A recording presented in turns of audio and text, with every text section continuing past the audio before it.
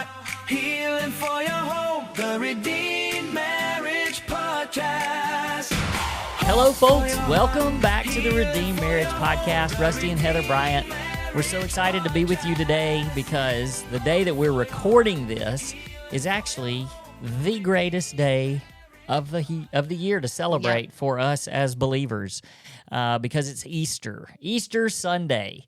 And I've been doing some backdoor research on some historical stuff, and today might be the actual year. This year might be the actual date. So so a real anniversary of crucifixion, resurrection. So like on this day in historically in AD 33 is what a lot of historians are kind of nailing that date as. Is it April the 6th? Did I say that right? What are we today? I don't know. I have to look at my April watch. 5th. April 5th.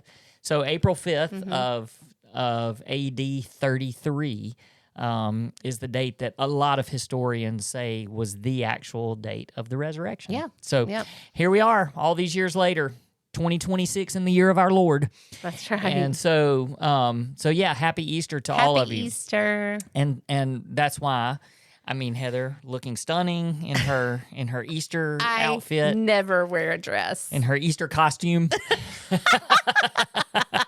That's funny. Some of y'all will get that. Yep. So we've been at church all day, hanging out with our family, got to have lunch and stuff with them. And now we're just glad to be with you guys. And obviously we can't pass up the opportunity to just speak into Easter and the resurrection and really and how that relates to our marriage. And so you guys know how this goes. You've listened to us for 250 episodes or something like that. It's a lot. I think it is close to 250 episodes, maybe more. We should have a celebrate. Oh, I don't know. I'll have to look. We'll have to celebrate 300. You know, if it's you more. just start churning these things That's right, out and you lose forget.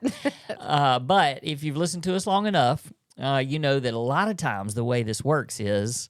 Most of the time, the way this works is we get on here and it's surprise. Here's what we're going to talk about today. And so we have been really busy, and so we're just jumping right in. And so I've come up basically with 5 sort of Easter type sayings, but it's just relating Easter and marriage. And so I'm going to spit these out. Heather's not going to know what they are. Which is fine because she just does so much better when she doesn't even know and doesn't have a plan. And I'm not even looking at any notes. If you're watching on YouTube, not only do you see me in a dress, which never happens, but also I have no notes. Well, and I don't really have notes necessarily. I just have the 5 things because I don't have any other way to. So I took your iPad and I said, these are the 5 quotes. Do it. So here's what we're going to talk about. The number one thing here, or the first thing, these are in no particular order. But if God can roll away a stone, then he can also move what's stuck in your marriage. That's good. Mm-hmm. That's good. So just thinking about how I think that everybody has something in their marriage that might feel like a stone that's just something that's just stuck. I don't know. Or is blocking the way. Yeah, so some things that might be blocking or keeping you stuck, would be like resentment, unforgiveness. Unforgiveness is a great one. Broken trust. Yep. Just like the routine of life. We're just stuck. We're just stuck here. Roommates. And so maybe even silence, like just kind of giving each other the silence treatment. You You're know sort what of else? avoiding. Stubbornness. Stubbornness. Like with both of you just being stubborn. They're not, I'm not going to give. I'm going to wait and let them give. Yeah. And I think the danger, or there's a couple of things to think about when you think about this saying, is that a lot of things, they feel really stuck or maybe even immovable to us. Yeah. And I think that, the perfect example of that is just the stone. When it was funny when the when the ladies were running to the tomb that morning, and they said, I mean, who's going to roll the tomb? Because they were going to prepare the burial and do because they didn't have time to do it the night before. Or, you know, when he died, they didn't have time to do it. So they were running to the tomb. And I said the night before, so it wouldn't have been the night before. It would have been, yeah. And so they were running, and, you know, who's going to move the stone for us? Because they needed to get in there. Right. But and they recognized there's no way we can't move this. Right. And I think a lot of times we get stuck, and we have stuck places in our marriage, and we just think this is immovable. But yet we have a God that rolled the stone away. Not only rolled the stone away, but Jesus was already resurrected when that happened. And so, you know, just the thought of something that we feel is too big. And I think also is that so many times we try to fix those things and ourselves. And really, it's not us that is even able to necessarily fix those. We can certainly do our part and come alongside, but God's just bigger. That's the thing. And so, I don't know, I just thought of that saying and how we just need to invite God into that stuck place. Yeah. And, you know, we have met with so many people that talk about their marriage being stuck. And we know so many different ways that happens. But to listen to people, whether it's through an intensive or whether it's just listening to our podcast or just, you know, begging the Lord to help them move past that point of being stuck, to then hear from them and say, there's such freedom on the other side of this. If we had known there was this much freedom before, we would have done it earlier. You know, it's like the reason why I said stubbornness is because I can think of people who were just like, I'm not ready to trust them, or I'm not ready to believe that they've changed, or I'm not ready, you know, and then they finally are like, let me take that step and allow God to work that miracle. And there's just such freedom on the other side. And like, I should have done that so many months or so many years earlier. So, yeah. That's good. I like that point. That was a good one. Okay, so another one would be this. What looks dead in your marriage may just be waiting on God to breathe life back into it. Dang. Or maybe not even just what might look dead in your marriage. Maybe there's a party, but maybe it's just your marriage. Yeah. You know, your marriage, your marriage might look dead, but it may just be waiting for God to breathe life back into it. And I think that death, you know, maybe it doesn't always mean that it's finished. Maybe it's just sort of dormant or just waiting. And some of that is a waiting and a willingness for us to surrender it so that God can breathe life back into it. But there's a lot of marriages and a lot of people that are listening to us, and you just feel like my marriage is dead. Like it is dead. And one of the things that I love about, you know, obviously the story of the resurrection, but even when you go all the way back to when you go back in the Gospels to where Lazarus was the friend of Jesus, that he died. Yeah. And they, like, he was sick and they were trying to get him to come. Hurrying him. And and he ended up, he wasn't in a hurry. Right. Because he was busy doing, he wasn't busy like ignoring him. He was busy doing the work that God had called him to do. But he wasn't intimidated by the fact that there was this urgency on their part. And like, you got to get here. And even after he got there, like, they were like, if you had just come sooner, he wouldn't have died. And he suffered with them as far as feeling their pain and compassion, because it says that he wept. Yep. But he also knew he wasn't scared. He wasn't intimidated at all, because all he had to do was touch him and say, get up and walk. Yeah. And I think that sometimes we just feel like our marriage is dead and there's nothing that can be done about it. And I just think that those are even seasons that doesn't scare God, but sometimes we don't allow him to breathe life into it. Yeah. And, I was thinking while you were talking that the glory that God got raising Lazarus from the dead, like he paused and he did his work, and the glory he received was even so much greater because he was dead. Like, if he had just come while he was sick, it would have been a little miracle. Right. To the people that were watching, to the people that's right. who were watching. Because he was already doing that. Yeah. Like, and the ironic thing is he was healing people, which was why he was delayed in getting to his friend. Exactly. So you're choosing to heal them and not your friend? Not, like, why are you not coming for Lazarus? And so I understand how frustrating that must have been. Like, you're doing the very thing along the way to other people that we're begging you to come do for us.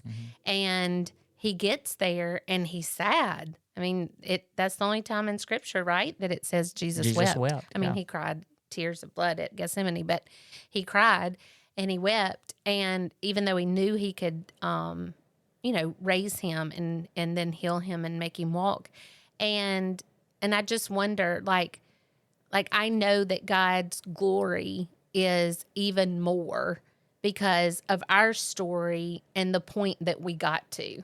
And we can both look back and think, I wish it had not gone that far. I wish that he had stopped it before, because he could. He had the power to, but it got to where it did, and our marriage very well could have just been dead. But because he brought life back into our marriage and breathed life back into us, his glory is so much more. We see it as just a miracle, and the miracle that it is, and not just he came along and made him better. No, he said, get up and walk, and he came out of his grave clothes.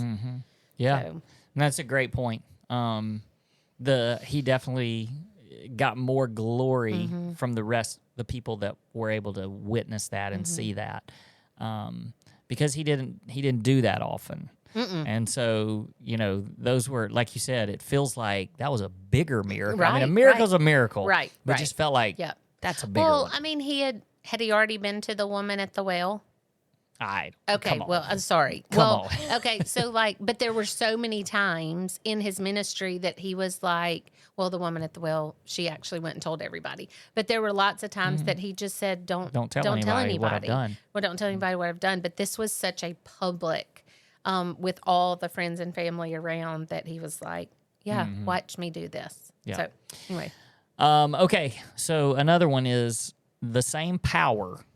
So focusing on the word power, the same power that raised Jesus from the dead can restore what's broken between you.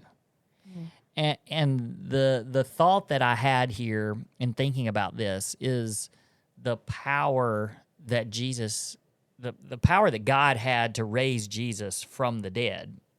And I think that we forget that same power is the power that is in charge of our marriage. And it's kind of like, if you think about, just like what you said, there's bigger miracles. I mean, okay, well, the biggest of the miracles was that Jesus died and was crucified, and then 3 days later rose from the dead. That's the miracle of miracles.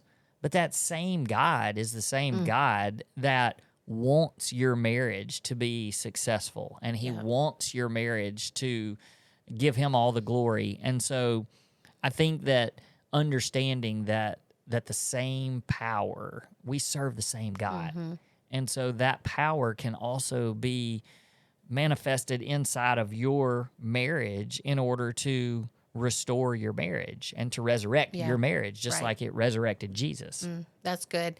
So I'm pretty sure I said this several weeks ago when I heard it for the first time, but when you started talking about power, it reminded me of that Matt Chandler sermon where he was talking about how all of us, I bet every listener listening has thought, yes, I want the power of Jesus in my life. I want the power, like his power can heal my marriage. His power can change this in my marriage. His power can bring love back into our marriage. Like he can do all of this and I want him to. But what Matt Chandler's point was, we all ask for that power and desire and want that power, but then we don't live lives that require the power of Jesus to come into our life. And I started thinking about that with marriages as soon as he said it, because so many of us say, oh, the power of Jesus, yes, it could cause a miracle. I mean, he could do a miracle. Yes, it could cause us to have a better marriage, but you actually have to take the steps that require his power to take hold. If you just sit back and are like, okay, God, heal my marriage, I mean, that's not taking steps. It's just asking him to do that without you putting any skin in the game. Instead of saying, hey, let's take steps that require his power and try to trust again and, you know, do all the things that we talk about all the time about how to help, how to help you and your spouse have a godly marriage. But you have to actually take those steps forward so that you can kind of claim that power. That's really good. Let me move on to number 4. Okay. So the fourth one is God specializes in turning graves into gardens. Great song. Yeah, it is. God specializes in turning graves into gardens, and that includes your marriage. And I think that just the acknowledgement and recognition that your hardest season might also become your greatest testimony.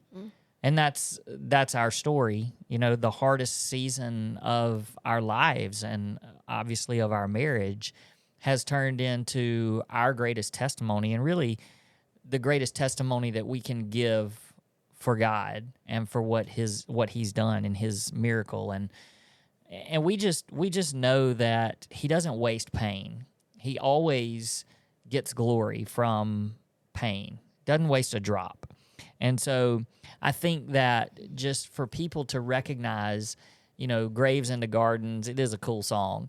But it represents new beginnings. And so even going back to thinking about what we might have thought was dead could actually just be the new beginning of something. And I don't know, I was just thinking about this when I was trying to picture like the people that got to the tomb, you know, John and Peter running to the tomb, and, you know, the ladies being there to prepare, and they got there and the stone was already rolled away and Jesus was not there. There were just the cloths in the tomb. And I just wonder, even over the next, you know, the next several days as Jesus started revealing himself to people, and like there were eyewitnesses of him being alive. Right. And in bodily form, he was alive. And I just wonder, even after he ascended to heaven, how many times, and I don't know because there's no record of this, but just think about how many times do you think that, you know, those people that saw and knew where the empty tomb maybe took people there and were like, this is where it was, you know, and there's not a dead person in there anymore. And so it was like that tomb was no longer a tomb of a dead person. You know, it wasn't like that wasn't a grave anymore. Right. It was a resurrection site. And so, you know, no longer did that particular tomb have death and burial behind it. It was new life and new beginning. And I don't know. I know for me, you know, if I had seen something like that with my own eyes, I would be wanting to take, this was it. Like, do you believe what I'm trying to tell you? This was where Jesus's body was, and it ain't there anymore. And so just being able to show that and to shout that testimony, to know that what we thought was dead and a grave, that God can turn it into a garden, that's something to celebrate. Like, and you just know they had to go back there and just celebrate over and over again. This was the site of the resurrection. That's good. That's good. Got nothing to add to that one. No added parts. That was good. I'm still processing that one. Okay, so I think the last one is maybe more of a generic statement, but just kind of the main point of all of this is that an empty tomb means that your marriage still has a future. And I think that we should just all pause to say, no matter where your marriage is right now, your story isn't over. Because imagine the feeling of the people that truly believed that Jesus was going to be, that Jesus was the Messiah, but they thought he was coming back to take over and to be the king and to rule the people. And they were longing for that and waiting for that. And they thought they finally found him. And they watched him do all these miracles and, and listened to his teachings. And then all of a sudden, he said, hey, guess what, guys?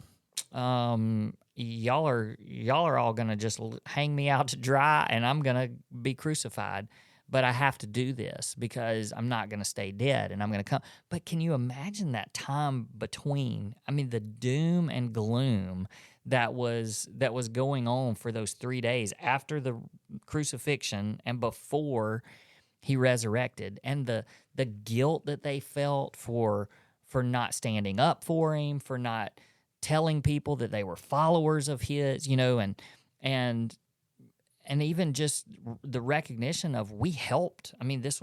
We helped crucify him. And so, now who we thought was going to be the king and ruler and save our people, and now he's dead.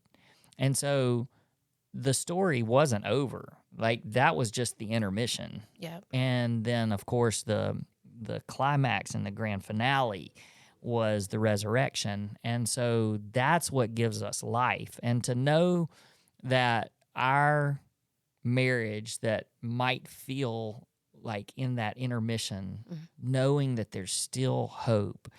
And the reason for that hope is because our hope it's not in our marriage. Our hope is in a person, and that person is Jesus. That's right. And if our hope is really in that person, then we can believe that he's a good God. He loves us. He has our best interest in mind. He wants what's best for us. He's for marriages, all of those things. And so we have to believe and we have to know that God's still working, even when we can't see it. And that's the thing. Like, it wasn't like God just said, oh no, Jesus is dead. Now what am I going to do? I've got to shift my plans and go to plan B. No, he was conquering death during those 3 days. Yeah. And it was just waiting. It was the hey, Friday's here, hang on, because Sunday's coming, that. And I think that Easter is just the ultimate reminder that hope is never lost. No matter what. And there's a lot of people even that listen to us and you're like, well, my marriage is already dead. There's been divorce and we've already ruined it, or my spouse is not coming back. Right. Like it's over. And I think that even the message there is that God is still working, that God can still redeem your story, and really the invitation at Easter is to choose to believe that something new is possible. And no matter where you are in your story is not over. Today is not the end of your story. God's still writing the story. And so just to remember that the same God that raised Jesus from the dead is still bringing things back to life today. And that includes your marriage. And that includes you. Even if you, like I said, even if you feel like your marriage has already died, there's still hope. There's still hope because of who we serve. That's right. That's right. He's a God of hope. Okay. Anything else That's it. as we wrap up our Easter Sunday? Easter, you guys. I hope you had a wonderful day with your family. Yep. We'll see you next time. Happy Easter. See ya. Peace. Hope for your heart, healing for your home. The Redeemed Marriage Podcast.